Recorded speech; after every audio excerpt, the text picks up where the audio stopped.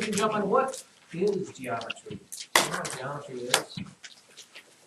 In high school, probably as a freshman or as a sophomore, you'll take a class that's called geometry. James, Isn't it about shapes? it's exactly what it is. It's about shapes. Now, I can't promise if you like geometry. Some people love geometry, some people hate geometry. It doesn't, I don't know. It's a personal preference thing, but we're not getting too heavy into geometry. The thing we're talking about today is just using letters. Using letters to label shapes.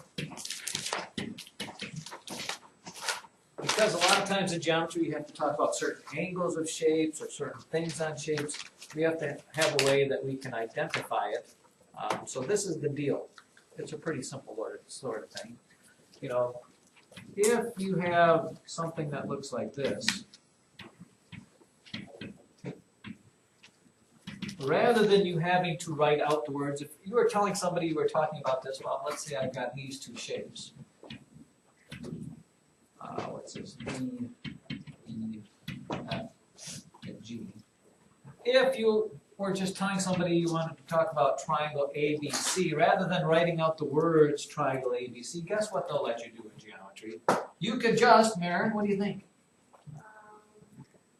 Write the letter.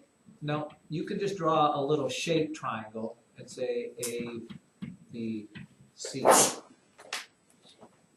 Triangle ABC means we're talking about triangle ABC. If you're talking about rectangle, this rectangle here, guess what you would do? Draw a little teeny tiny rectangle. Now, the thing with the rectangle here is, okay, you have to put the points in order. It doesn't matter what point you start with. Let's say I start with point E here.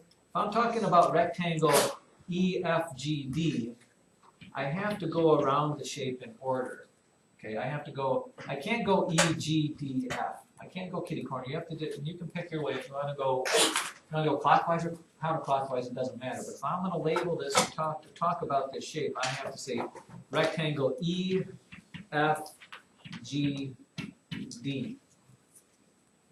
EFGD. I can't flip-flop and go corners. I could also have called it rectangle EDGF.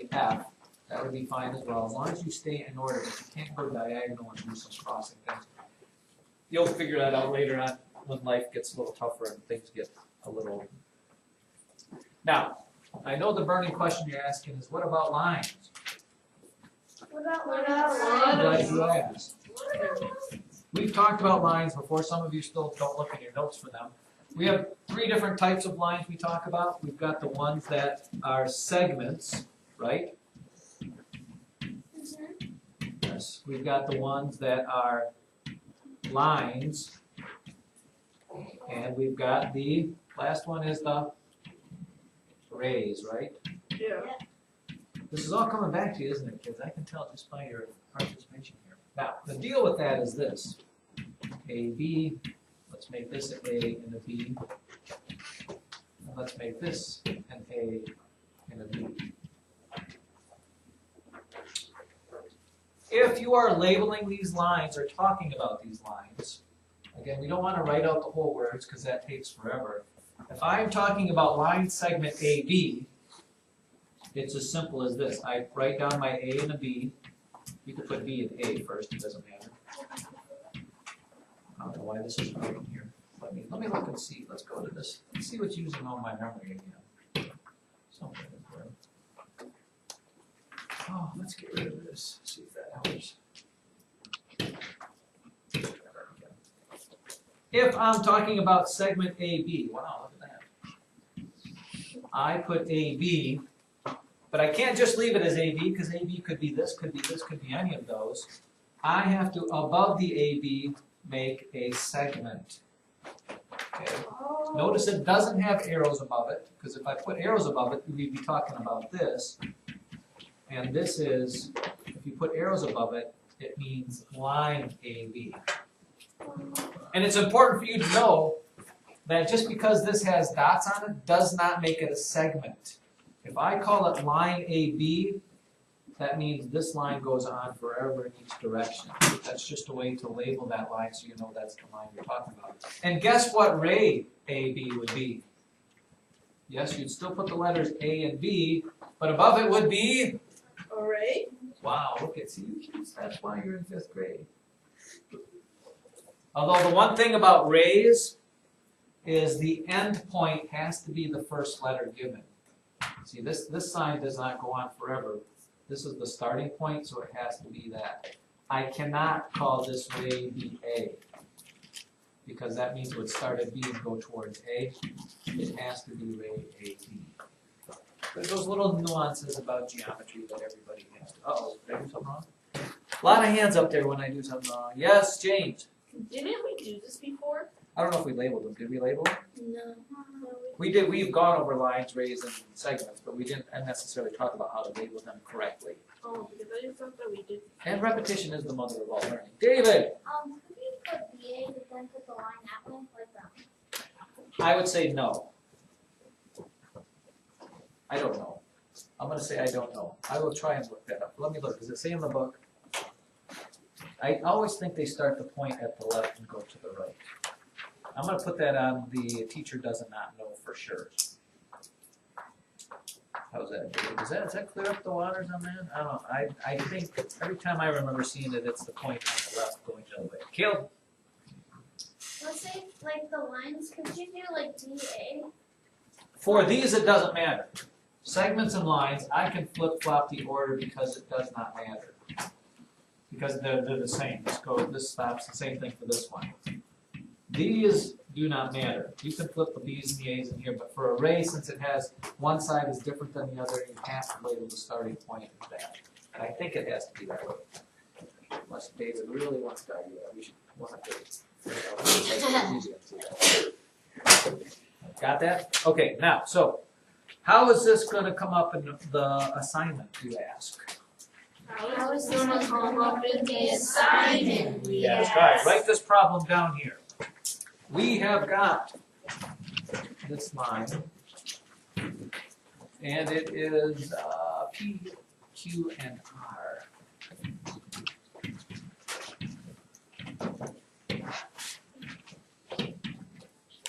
And we're given these directions here.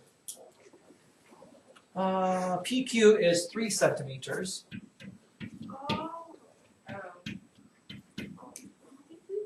I know, we've done stuff like this before, please. PR is 8 centimeters. Oh, by the way, we have to do this. Segment PQ, PR is 8 centimeters. How long is segment QR?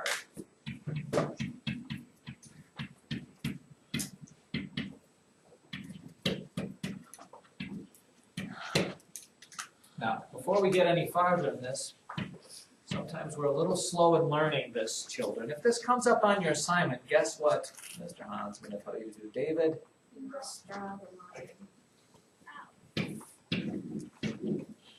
Draw, and not only draw, but you must label.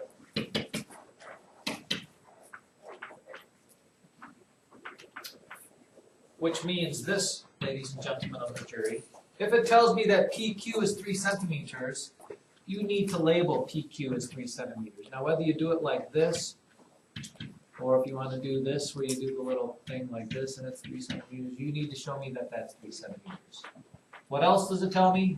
PR is 8 centimeters. That goes all the way from here to here, 8 centimeters. I need to see that you label those parts with what they are. Now, how do I figure how long QR is? Well, the question you're asking yourself is, what number when you add it to 3 gives you 8? Most of you probably can do that, but it's a subtraction problem. I take 8 centimeters and subtract 3, and I get? And guess what your answer should be? Segment QR equals 5 centimeters. What should I not see on your paper? And that's all you have in that big wide open blank I give you. Because this is bad, This is good. Don't you look so much more professional when you do this? Doesn't that look like you're really smart compared to this where it just looks like maybe I'm guessing? Smart, not so smart. Smart, not so smart. Yeah, I know. I know what you like, Karen. It's not a matter of what you like. Take a look at page 390, please, with me. Let's talk about one more.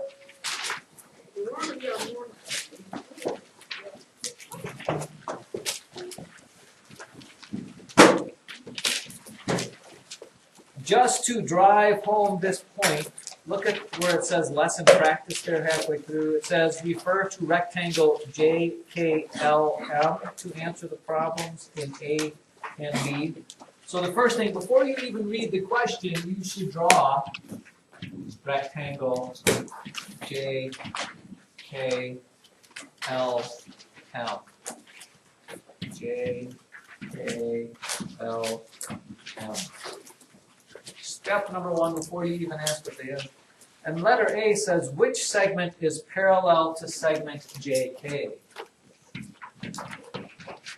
Which one is parallel to segment JK? Which means if you don't know what parallel is, you probably should look in your notes underlined. What's the difference between parallel and perpendicular? Sam, what's parallel? Like two lines of side by side. Yeah, they never cross. And perpendicular means, Baron? Go cross. So not only cross, but they cross how? Before the right angle. Form right angles, yes. And since this is a rectangle, you know it's got 4 right angles. So which one is, here by the way, if you're looking at math, which one is parallel to JK? James? ML. Yeah, and not just ML, but Line segment. ML. There you go. Or if it asks you for letter B, if JK is 10 centimeters long, so look, there we label our 10 centimeters long, and JM is half the length of JK, how long would JM be if it's half of that? 5 centimeters. Look at how nicely that comes together. What is the perimeter of that rectangle? So you know opposites on rectangles are equal. What would be my perimeter? 10 plus 10 plus 5 plus 5. I think, believe it or not, I think you kids got smarter over Christmas break. It's hard to That's, read. yeah, it's not usually the case. Usually it goes